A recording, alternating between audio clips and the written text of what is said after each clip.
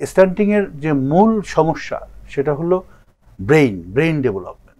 একজন স্টান্টেড বাচ্চার ব্রেইন গ্রোথটা কম্প্রোমাইজড হয়। বাংলাদেশের শিশু পুষ্টি উন্নয়নে আপনার পরিকল্পনা কি?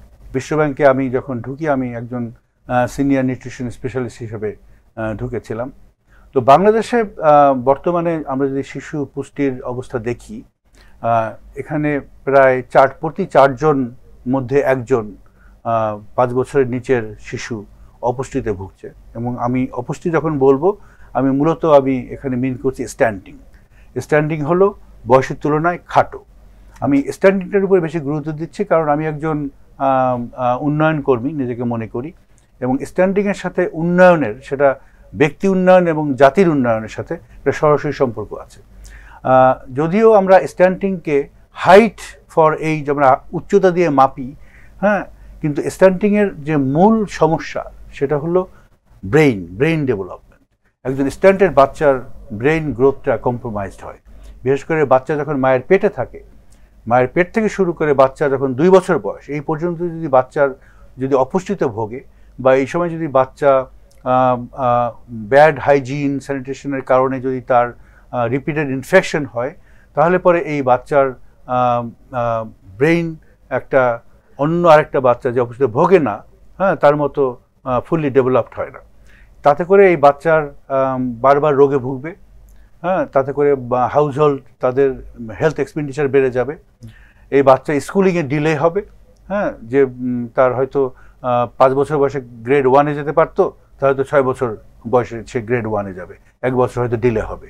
এবং স্কুলে যাওয়ার পরে বাচ্চার যে পড়াশোনা শেখার যে সামর্থ্য, হ্যাঁ, এই সামর্থ্যটা কমে যাবে।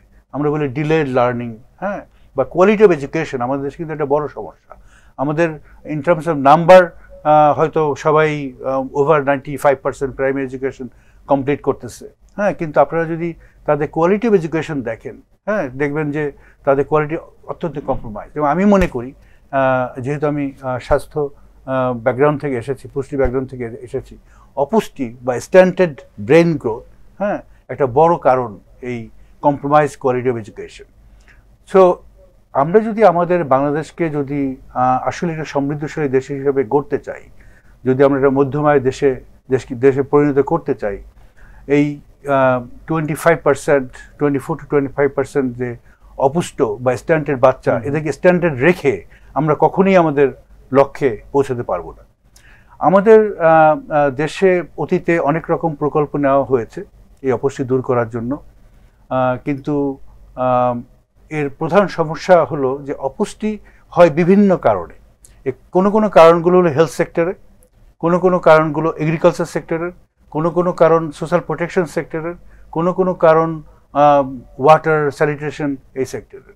কিন্তু আমাদের দেশের প্রকল্পগুলো আগে অতীতের সবগুলোই নেওয়া হয়েছে মূলত হেলথ সেক্টরে, যার ফলে অন্যান্য যে সেক্টরগুলো আছে তারা এই প্রকল্পের মধ্যে অ্যাক্টিভলি পার্টিসিপেট করতে পারে নাই।